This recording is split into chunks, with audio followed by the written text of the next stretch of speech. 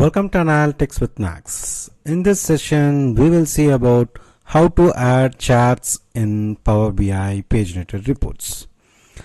Basically, in our previous sessions, we have seen how to create a simple table and matrix reports, and it's time for us to create a charts in the paginated reports. Let's begin. I'm in paginated reports now, and we have the simple matrix reports that we have created previously. Let's try to add a chart. Before that, let's try to reduce this title little bit. So you see, it is when you click on it, the property window, ensure that you check this property window so that the property window will appear. Let's try to reduce the size. So I do not want this much. Let's make 16 point, and I'll start typing this as sales analysis. Okay, and this is what it is. And alignment, if you want, I think we can change all these things later. Let's try to add our chart as per the topic. And now when you see these are the table and matrix that we have seen. Now how to add a chart. When you click on a chart, either you go by chart wizard or the insert chart. Okay, the wizard will walk you through the list of steps because we already have a data source and data sets. When you go to the wizard, it will add a chart. We can choose between these sources already, or you want to create a new, you can go for it. Let's go by a simple way. Insert a chart. Once you insert, you can see the plus symbol here. You can add anywhere in this body. Now I'm adding this chart over here.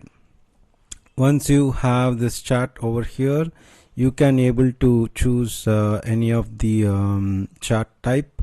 Let's go by pie chart or exploded pie, whatever it is. Let's choose this one. Once you click on it, you can see from the diagram it is not so sufficient. Let's try to add data first. Once you add it, it doesn't got the any data set. We have only one data set. So once you click on anywhere, either here in the chart or in the category label, the chart data property will start appearing for you. Here you can add what values to add and how you want to categorize. I mean, as you aware of pie chart, viewing part of as a whole.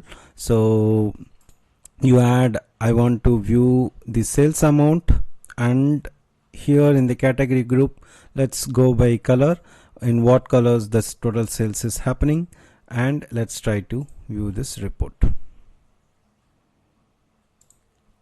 You can see from here the diagram, it is very small once we build this chart, and it is very small, right? So basically you need to increase this size of the page.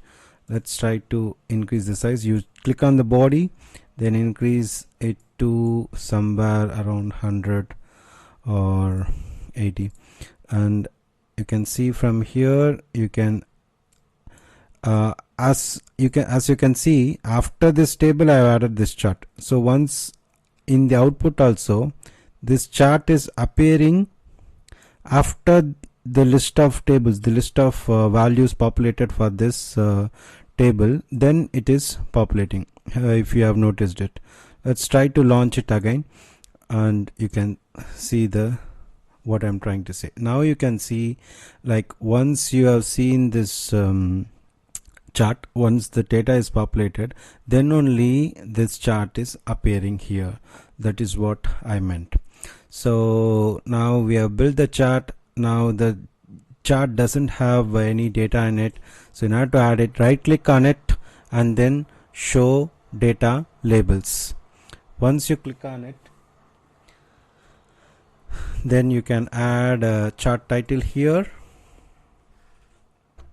like sales by color, right?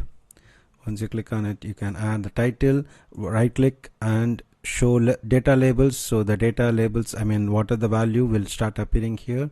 Now you go and click on view. So this is how you can add the chart here, but you can see the values are overlapping. We can edit or reduce this value, because here you can say like sales by color in millions, okay, in millions.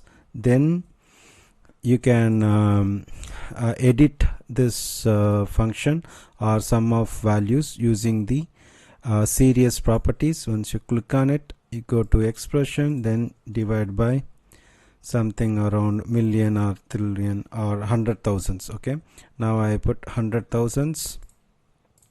So here also you put 100,000s. Okay, not in millions, you can say 100,000s. So in that way you can able to accommodate or fit the value here. Now still it is appearing with some decimal places. To avoid such a things, again go to series properties, then expression, then wrap all this value with the round function. So what are those functions available? I will come to that later.